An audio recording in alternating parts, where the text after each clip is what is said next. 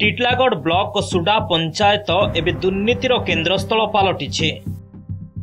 पंचायतर समस्त योजना रे व्यापक हेरफेर हेउथिबा अभियोग, पंचायत कर्मचारी और किछि दलाल मिसी लूट करुथिबा अभियोग। देखंतु ये हेउछंती टीटलागढ़ ब्लॉक सुडा गाँर महेंद्र माझी। महेंद्र को प्रधानमंत्री आवास योजना रे घर मिलिथिला। परिवार समस्ते मिसी घर तैयारी करिथिले। अधिकारी प्रतिश्रुति देइथिले धार्य समय रे घर निर्माण कले 20,000 टंका प्रोत्साहन राशि मिलिबो। हेले महेंद्रंको नारे आसीथिबा टंका सरपंचंको मांको अकाउंट को चली जाइछे। महेंद्रंको 2टी किस्ती रे टंका मिलिथिबा बेले घर सरीबा उपरे हेलाणी, तथापि तांको फाइनल बिल मिली नाही। आवास टंका मिली पारि नथिबारु घर निर्माण काम संपूर्ण होई पारि नाही। सेपटे महेंद्र एबे जानिबाकू पाइछंती जे मनरेगा योजनार टंका महेंद्रंको अकाउंट रे न पड़ी सरपंचंको माँ बापांको नारे पड़ुछि। केवल महेंद्र माझी नुहे, सुडा गाँर रोहित माझींको सहित मध्य समान घटना घटिछि। तेबे सरपंच, जीआरएस और अन्यान्य अधिकारी मिलिमिशि एभली दुर्नीति करुथिबा नै अभियोग करिसंती स्थानीय लोके।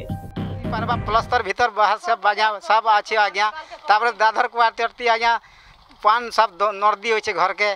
सरपंच रो परिवार दी केंता पैसा पड़ी छे आज्ञा। बिल्डिंग आमे बनामु आज्ञा गरीब लोग, तापर सरपंच रो के केंता कानून दी तार मां बुआर दी पैसा पड़वा सरपंच दी।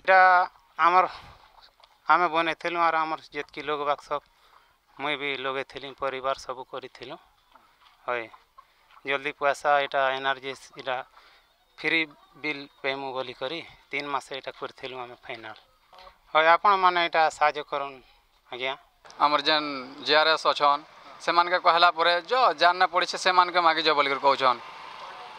औ हमनो आधार कार्ड अकाउंट नंबर मागी कर सब नेले पैसा पके देमो बोली करे अन्य लोग नारे पकेछन से माने।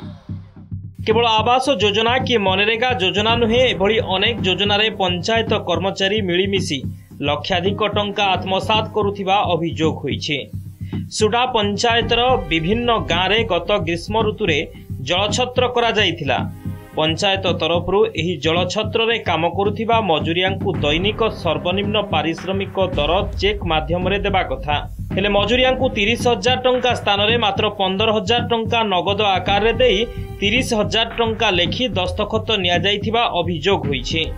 एही समस्त अभियोग को नेई सुडा पंचायतवासी टीटलागढ़ उपजिल्लापालଙ୍କ पाखरे फेराद होइथिले। परे उपजिल्लापालଙ୍କ निर्देश अनुसार टीटलागढ़ बीडीओ एही घटनार तदंत आरंभ करिसंते। टंका लूट घटनार सत्यता रहिछि एवं खूब शीघ्र दोषी विरुद्ध रे कार्यानुष्ठान ग्रहण कराजिबो बोली कहिसंती बीडीओ।